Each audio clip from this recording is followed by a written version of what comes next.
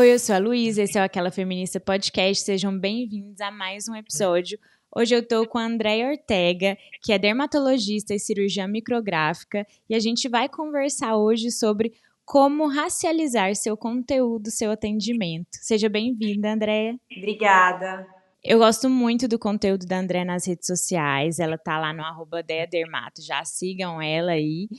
E eu te chamei para conversar justamente porque eu comecei a te acompanhar por causa de um post que você fez que eu achei muito diferente a abordagem do que a gente está acostumado a ver médicas brancas ou médicos brancos falando. E eu acho muito importante a gente conversar sobre isso, porque você traz uma perspectiva racializada para o seu conteúdo. Sim. E eu acho que isso, quando a gente fala sobre pele, devia ser tão óbvio, né? Mas a gente não vê com tanta frequência. Conta pra mim, isso foi natural pra você? Você pensou nisso antes? Como que foi pra você construir isso? Luísa, assim, quando eu criei o perfil, na verdade, eu já tava com muito bode dos perfis padrão de dermatologistas brancos que você citou por aí, sabe? Então, na verdade, assim, eu já era uma dermatologista, mas eu já tinha uma visão um pouco diferente e me incomodava muito, porque naquele início eu não tinha tanta consciência como eu tenho agora, era começo de carreira, eu ainda não sabia muito bem o que fazer, como exercer minha profissão.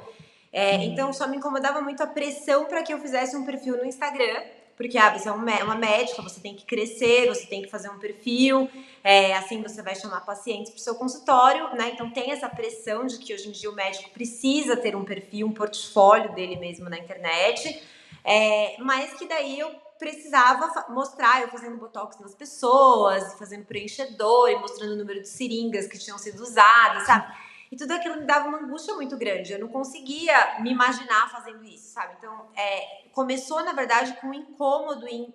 Tá, eu tenho que produzir conteúdo, mas esse conteúdo, sei lá, me parece incômodo, estranho. E daí eu comecei a perceber que talvez o conteúdo, pra mim, era estranho porque não tinha nada a ver com a minha personalidade, não tinha nada a ver com o que eu penso, né? Então eu acho que veio tudo muito junto. Acho que eu comecei meu perfil em 2021. E na pandemia, né, a gente acabou ficando mais conectado à internet. Com isso, eu comecei a ter muitos acessos, assim, a conteúdos feministas. Eu acho que a gente teve uma super onda feminista. Eu sempre me considerei uma feminista, sempre me considerei mais para esse lado de esquerda, né? Só que acho que com a pandemia começaram a surgir muitos conteúdos mais densos, né, nas redes sociais, não aquela coisa de blogueira e tal.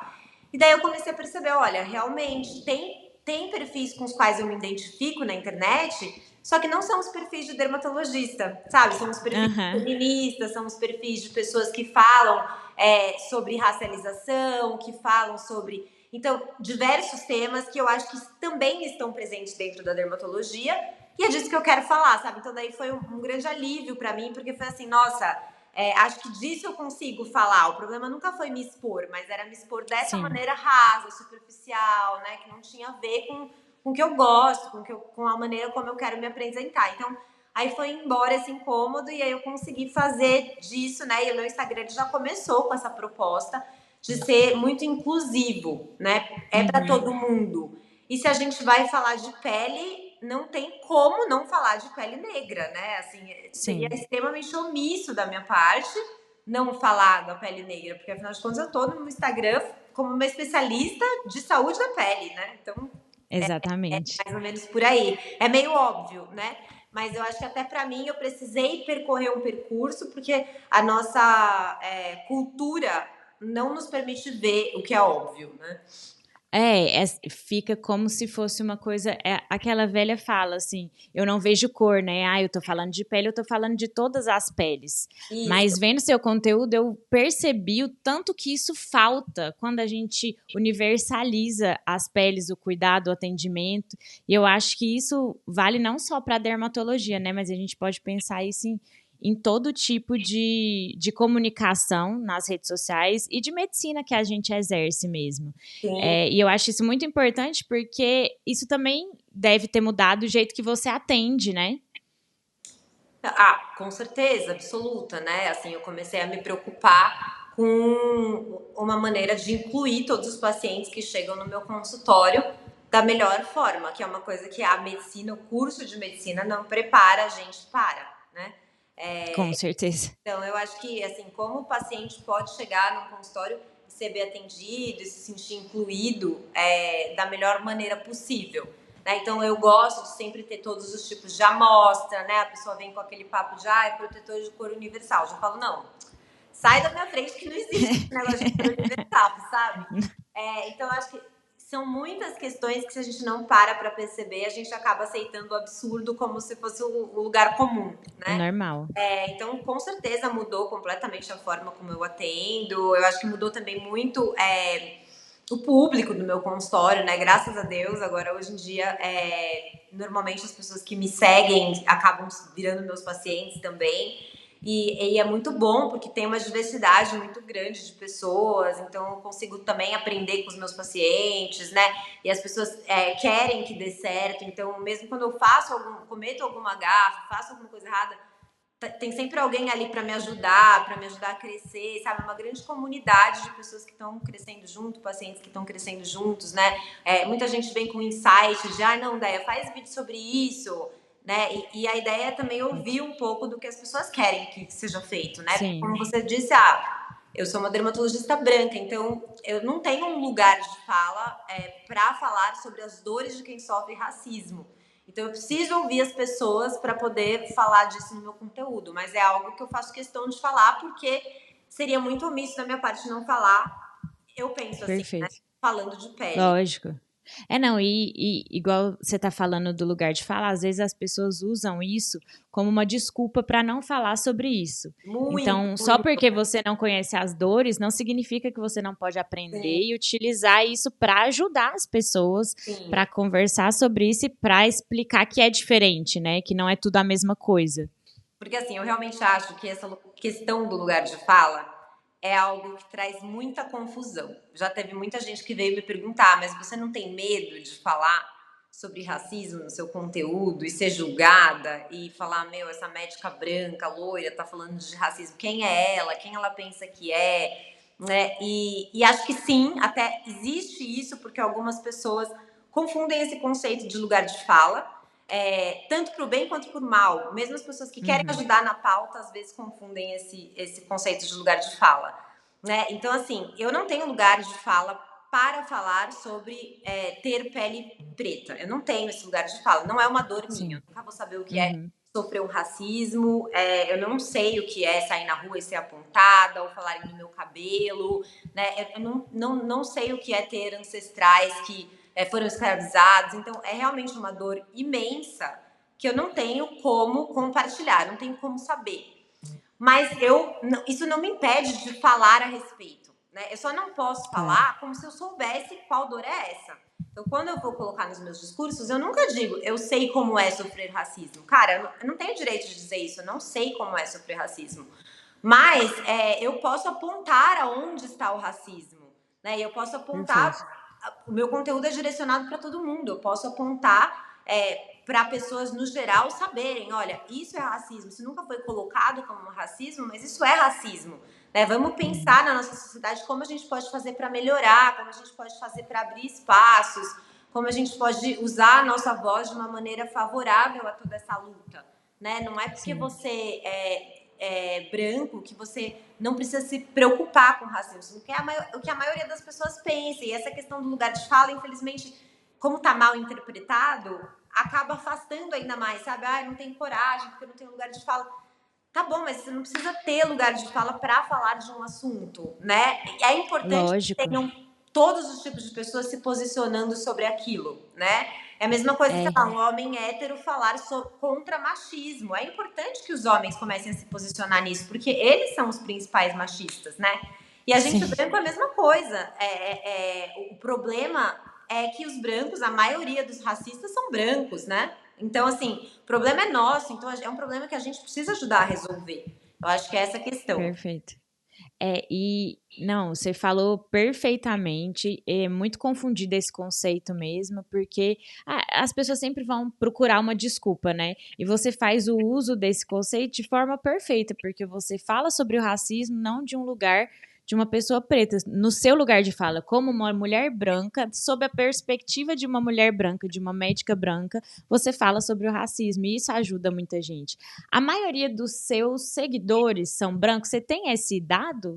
Ou essa percepção? Como que é? Sei que a maioria, assim, tipo, 90 e quase 98% é mulher. Mas eu não sei em relação à cor de pele. Etnia, né? Dá uma Não, olhada. porque eu penso assim, como que você pensa que, como que você percebe, na verdade, né? Como você percebe que o seu conteúdo é visto pelas pessoas, tanto as pessoas pretas, que eu imagino que falar sobre isso te dá, igual você falou, diversifica o seu público, tanto no consultório como na rede social. Então, isso vai ser recebido diferente por essas pessoas.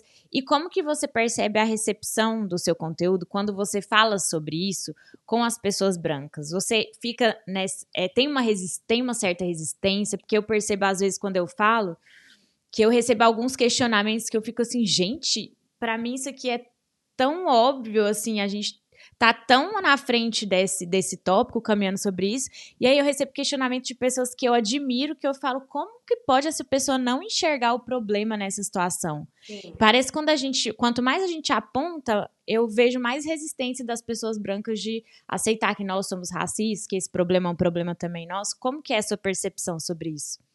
Não, eu acho que muito, né? Assim, normalmente, meu conteúdo, assim, as pessoas que me seguem, elas estão muito de acordo com o meu conteúdo, né? Então, Uhum. tanto as brancas como as pessoas pretas que me seguem, elas concordam com o conteúdo, elas gostam. Então, assim, é muito bom que na maioria das vezes é muito bem recebido. E mesmo quando tem algum equívoco, as pessoas sabem que a intenção é boa. Então elas vêm me alertar, elas vêm me dar um toque, sabe? E aí realmente, assim que eu posso, eu me corrijo, porque eu acho que é um aprendizado constante. E é muito importante que a gente esteja aqui para tentar, para dar a cara a tapa, para eu acho que só assim a gente avança numa luta, né? Mas, Aquele medo que você comentou lá das pessoas, aí evita de falar sobre isso, você tem que superar, você tem que aceitar errar, né? sim. Mas assim, uma coisa que eu percebo que, lógico, tem um lado negativo, né, dessas pessoas que ficam o tempo todo contestando e que nos colocam numa posição de repensar nunca, de aprender nunca, né? Os donos da razão. Essas pessoas sempre vão existir, infelizmente. Mas ainda bem, a maioria delas já saiu do meu perfil. E o que eu percebo é que as pessoas que ficaram, mesmo as que não se preocupavam mais com a pauta racial, começaram a se preocupar mais, começaram a enxergar mais, falar, nossa, é verdade, ideia, caramba, aconteceu isso comigo esses dias, nossa, eu fui no clube, percebi, cara, no clube só tem gente branca, sabe? Então, eu acho que é interessante perceber também que apesar de ter gente que é resistente, e tem gente que talvez nunca vai englobar esses conceitos, não tá afim, não está preocupado com uma mudança real, né? Então, eu acho que essas pessoas, assim, eu já desisti, se elas vêm me falar alguma coisa, às vezes, quando eu tô com paciência, eu explico, às vezes eu nem explico mais. Mas das pessoas que ficaram com boa vontade, né, de aprender, que realmente querem discutir isso, que realmente estão a fim de observar isso, é muito legal ver como a gente cresce juntos, sabe, no perfil, assim, como é uma comunidade Sim. legal, porque é uma comunidade que as pessoas estão ali para contribuir, sabe? E quando essas pessoas, igual você falou, chegam no seu consultório e já te seguem, já têm esse conhecimento, qual que é o impacto disso nas pessoas que você percebe, assim, desse acolhimento, dessas pessoas sentirem que foram enxergadas de uma maneira que nunca foram, ou que vão até você nesse sentido de, você falou de uma coisa que eu nunca tinha percebido, que aconteceu comigo. Como que você vê que esse conteúdo impacta essas pessoas de forma positiva ou de forma transformadora? Você sente isso no consultório, no ao vivo, sabe? Eu sinto, eu acredito que sim. Eu acho que não só na pauta de racialização, mas em todas as pautas, né? É muito comum a pessoa falar, eu tô acima do peso, eu fui no médico e sofri gordofobia, né? Não só eu sofri racismo, mas eu sofri gordofobia, eu sofri etarismo, eu sofri. Então, assim, a medicina, infelizmente, ela perdeu um pouco dessa parte humana para virar uma coisa muito econômica, muito cheia de marketing, né? E o que eu proponho fazendo no meu consultório é medicina, de fato, né? Então é muito legal ver que o paciente foi buscar isso por conta do perfil e acabou encontrando isso mesmo, sabe?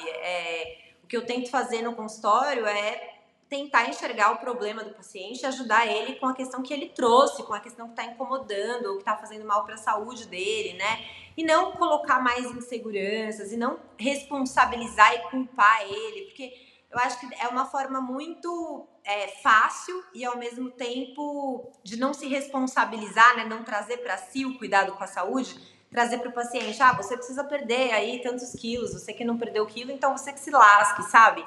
E é muito comum encontrar isso na medicina, né? Passar o problema para o paciente ao invés de pegar o problema para si, junto com o paciente, falar, não, vamos construir uma relação e vamos tratar o que precisa ser tratado, vamos mexer no que precisa ser mexido, né? Se é para perder peso, tá, então eu vou estar aqui com você para perder peso com você, para te ajudar com isso, né? Trazer o problema para um âmbito de cuidado, né? E não para um lugar de culpa, um lugar de vergonha, né? Que eu acho que é o que a maioria dos pacientes sentem, às vezes, quando procuram médico, né? Vai lá e, poxa, a pessoa te detona e aí te afasta muito mais do cuidado da saúde, né? Você deu o primeiro passo, que às vezes é procurar um médico, e você chega lá, você é humilhado, você sai chateado, chora depois da consulta, sabe? Assim, porque tem muitos relatos de pessoas que falam, nossa, eu fui numa dermatologista, É muito comum, né? de lá, foi horrível, a pessoa falou que eu tava velha, que eu tinha rugas, que eu nunca nem tinha percebido, sabe? Assim,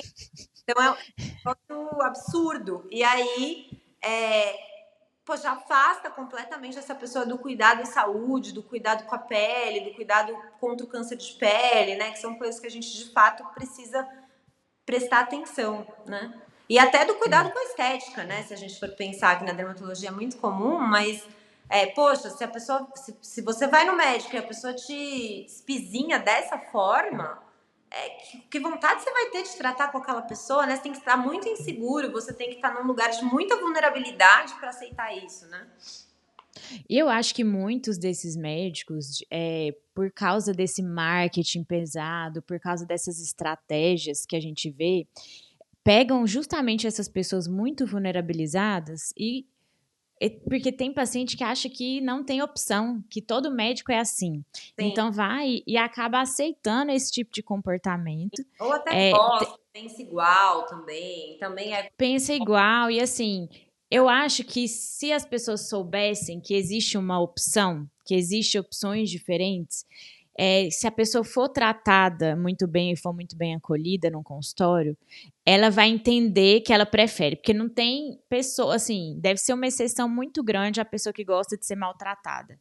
Mas eu realmente sinto que as pessoas acham que todo médico é assim, acham que todo médico é babaca, assim, tem mãe que chega pra mim com filho com diversos problemas, dos mais assim preveníveis aos nada preveníveis, e fala que o médico que foi antes no pronto-socorro falou que a culpa era dela do filho estar assim. Sabe assim, como que você fala isso para uma mãe, mesmo se for a culpa dela, sabe? Assim, como que você fala isso para uma pessoa que está em sofrimento ali com um filho doente? Não entra na minha cabeça e as pessoas acham que todo médico é assim. Então, acho super importante mostrar e que bom que você deu a cara a tapa mesmo para poder se expor dessa forma na internet, que a gente sabe que apesar de... Assim, a gente tem uma escolha, é bom, mas tem muito médico muito bom escondido aí que não tá na rede social. Nossa, E é bom mostrar. é a maioria, muito. né? Porque a maioria fala, não vou falar disso, então não vou falar nada, sabe? Deixa eu ficar quieto no meu canto. Eu tenho muito. E eu acho que as pessoas incríveis e assim, acaba ficando muito famoso médicos que marqueteiro, né? Na verdade.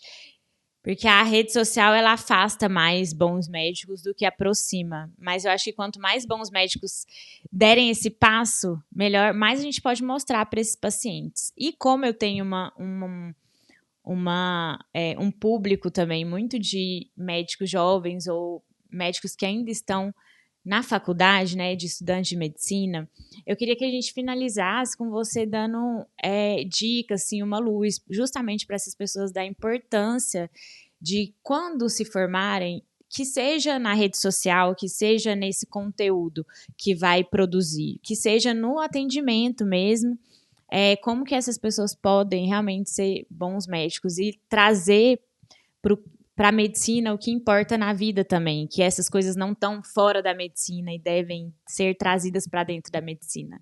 Sim. Olha, eu acho que assim, se a gente pegar a maioria das escolas de medicina, a maioria das pessoas que se formam hoje são brancas, né? Infelizmente, a gente ainda não conseguiu deixar de uma forma justa para que mais médicos negros se formem. Eu acho que isso tem acontecido, né? Desde as cotas, Claro. tornado cada vez mais uma realidade, mas mesmo assim ainda tem muitas escolas pagas, então a maioria da população econômica que tem grana é branca, então a gente vê que a medicina ainda é uma profissão de pessoas brancas, né? E pessoas que viveram dentro de uma bolha de privilégio muito grande, né? Então eu acho que eu poderia dar de dica, cara, talvez o paciente que você vai tratar no SUS não faça parte dessa mesma bolha que você, né? E como médico, a gente precisa se dedicar ao cuidado humano, seja qual pessoa que a gente esteja tratando, a gente precisa olhar para ela não como um objeto de estudo apenas, mas como uma pessoa que está sendo tratada com dores, com sofrimentos, com angústias, né? E eu acho muito importante estudar a respeito das causas sociais, porque se você cresceu nessa bolha de privilégio tão grande e mesmo trabalhar no SUS, às vezes, num hospital escola, não consegue te jogar para uma realidade, sabe? Eu acho que vale a pena também se debruçar sobre livros, se debruçar sobre o assunto, né? Compreender melhor o assunto para não virar uma pessoa completamente alienada, né? Que é o que a gente vê a maioria dos médicos hoje em dia, completamente alienados no seu mundo, na sua bolha, quer dizer, comem nos mesmos restaurantes, vão aos mesmos lugares, casam entre si, votam no mesmo candidato, entende? Então fica uma coisa assim completamente alienada dentro da medicina. E eu acho que pra gente furar essa bolha, primeiro precisa ter empatia, né? Que não é todo mundo que tem. Mas eu acho Não que é. se você quer se dedicar a isso, eu acho que muito é se debruçar sobre trabalhos onde você vai encontrar todos os tipos de público, né? E se debruçar sobre livros que tragam informação de qualidade sobre diversidade, porque infelizmente também não é na faculdade de medicina que você vai aprender sobre isso, né? É uma faculdade muito científica, uma faculdade que pouco te fala sobre o atendimento médico-paciente, sobre como tratar o paciente, né? E assim, por incrível que pareça, situações de maior machismo, de maior hierarquia, uma coisa militarizada mesmo, que eu já presenciei na vida, infelizmente foram dentro do ambiente médico, né? Então eu vejo que ainda é um ambiente super difícil e que para romper com a bolha a gente agora tá melhorando, eu sinto que tá melhorando da minha época para cá, acho que melhorou muito, mas para romper com a bolha acho que a gente ainda vai precisar muito esforço, muito estudo Exatamente, muito esforço. e se envolver muito com projetos e ações que passem, né? Se você também é uma dermatologista, abre um consultório e só atende pessoas iguais a você, poxa, qual a chance que você vai ter de furar essa bolha, né? Então eu acho que, poxa, se você teve o privilégio de fazer um curso como medicina, que é um curso que é para poucos, aproveite, use isso para conhecer o mundo, use isso para sair um pouco dessa bolha, porque eu acho que é uma profissão que nos dá muito essa oportunidade, sabe? De ir para lugares Sim. diferentes e de fazer trabalhos voluntários em coisas diferentes. E eu acho que é assim que a gente consegue furar essa bolha que a medicina se enfiou, né? Mas acho que é isso. Perfeito. Nossa, não poderia dizer melhor. Muito, muito inspirador. Espero que sirva aí de combustível para quem é do bem, para quem é empático e tá formando, que veja caminhos diferentes que eu acho que os pacientes merecem, as pessoas que a gente está servindo merecem que a gente faça esse esforço Sim. para enxergar todo mundo e acolher todo mundo. Dé, muito obrigada pela sua presença, muito obrigada pelo papo. Obrigada, Lu. Foi muito legal, parabéns pelo seu conteúdo, continue fazendo. A gente precisa de mais médicos como você aí, pelo Brasil principalmente. E seja muito bem-vinda sempre. Obrigada, adorei participar. Muito legal o podcast, muito legal a iniciativa. E é isso, gente. Estamos aí. Sigam Dea Dermato. Isso aí, arrasou. Pronto. Obrigada, Lu.